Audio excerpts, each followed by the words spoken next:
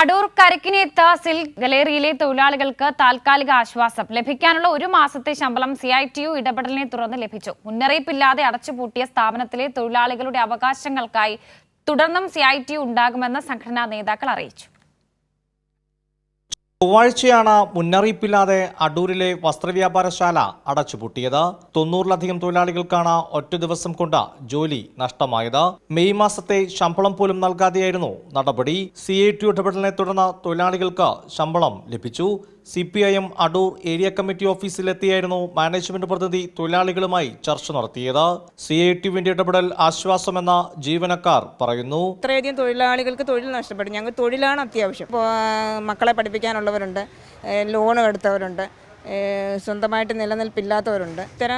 ഇത്തരം ഒരു സാഹചര്യത്തിൽ ഞങ്ങൾക്ക് ശമ്പളം കിട്ടിയത് വലിയൊരു ആശ്വാസമാണ് CITUവിന്റെ ഇടപെടലോടുകൂടി. കരിക്കിനേത്തിലെ ജീവനക്കാർക്കായി തുടർന്നും ഇടപെടൽ നടത്തുമെന്ന് CITU സംസ്ഥാന vice president PB Harshakumar.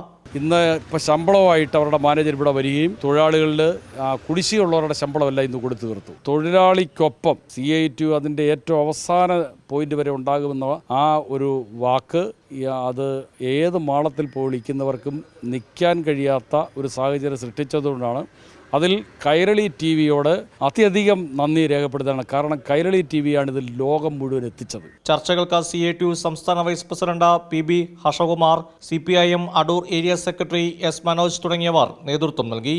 Kairali news, Pathanamthitta.